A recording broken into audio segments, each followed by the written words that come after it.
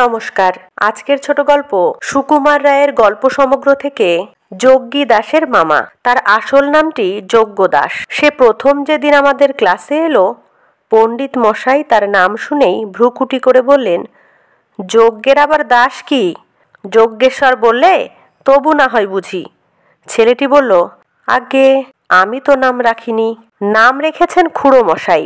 এই শুনে আমি একটু ফিক করে হেসে ফেলেছিলাম। তাই পণ্ডিত মশাই আমার দিকে তাকিয়ে বললেন, বানান কর যজ্ঞদাস। আমি থতমত খেয়ে বললাম, বর্গীয় জ। পণ্ডিত মশাই বললেন, দাঁড়িয়ে থাক। তারপর একটি ছেলে ঠিক বানান বললে পর তিনি আরেকজনকে বললেন, সমাস কর। সে তার সংস্কৃত বিদ্যা জাহির করে বললে, যজ্ঞ শ্চেতি দাস স চাষৌ। পণ্ডিত মশাই তার কান ধরে বললেন, বেঞ্চির উপর দাঁড়িয়ে থাক। দুদিন না যেতেই বোঝা গেল যে যজ্ঞী দাসের আর কোনো বিদ্যে থাকুক আর নাই থাকুক, আজগুবি গল্প বলবার ক্ষমতাটি তার অসাধারণ। একদিন সে স্কুলে দেরি করে এসেছিল। কারণ জিজ্ঞেস করাতে সে বলল, রাস্তায় আসতে 25টা কুকুর হা হা করে আমায় তেড়ে এসেছিল। ছুটতে ছুটতে হাঁপাতে হাঁপাতে সেই কুণ্ডুদের বাড়ি পর্যন্ত চলে গেছিলাম। 25টা দূরের কথা, 10টা কুকুরও আমরা একসঙ্গে চোখে দেখিনি।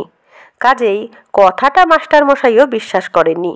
তিনি জিজ্ঞেস করলেন, এত মিছে কথা বলতে শিখলে কার কাছে? যজ্ঞী দাস বলল, আগে মামার কাছে। সেদিন হেডমাস্টারের ঘরে যজ্ঞী দাসের ডাক পড়েছিল। সেখানে কি হয়েছিল আমরা জানি না, কিন্তু যজ্ঞী দাস যে খুশি হয়নি সেটা বেশ বোঝা গেল।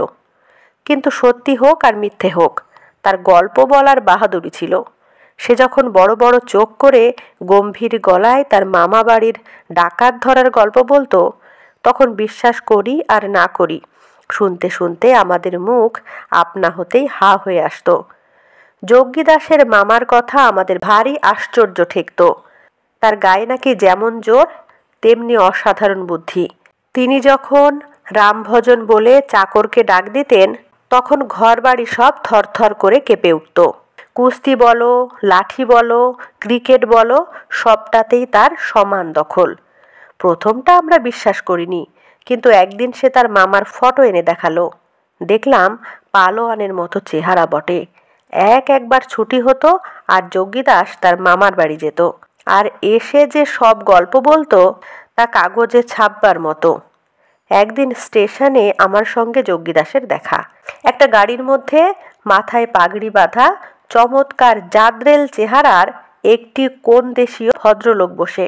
আমি স্কুলে ফিরতে ফিরতে যজ্ঞী দাসকে জিজ্ঞেস করলাম, ওই পাগড়ি বাঁধা জাদ্রেল লোকটাকে দেখেছিলি? যজ্ঞী দাস বলল, ওই তো আমার মামা। আমি বললাম, ফটোতে তো কালো দেখেছিলাম। যজ্ঞী দাস বলল, এবার সিমলে গিয়ে ফর্সা হয়ে এসেছেন। আমি স্কুলে গিয়ে গল্প করলাম, আর যজ্ঞী দাসের মামাকে দেখে এলুম।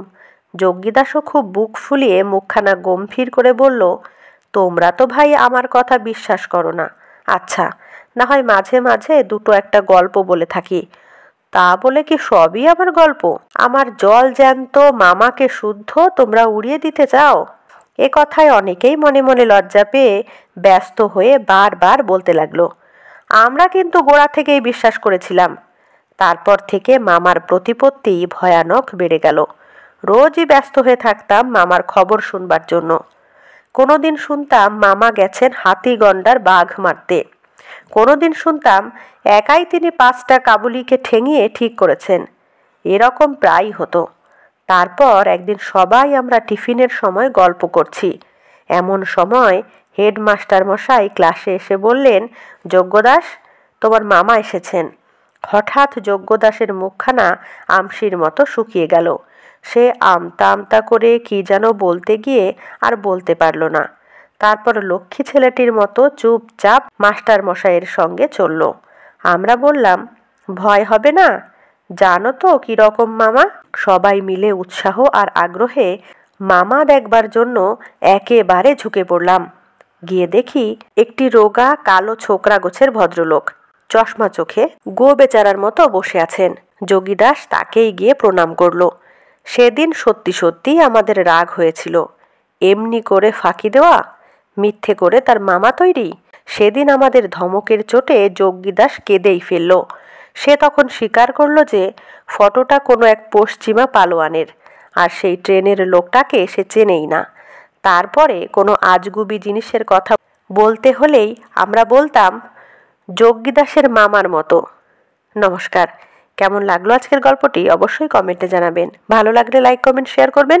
চ্যানেলটিতে নতুন হয়ে থাকলে চ্যানেলটি সাবস্ক্রাইব করে অল নোটিফিকেশন অন করে বেল আইকন প্রেস করবেন সবার আগে নোটিফিকেশন পেতে। ধন্যবাদ।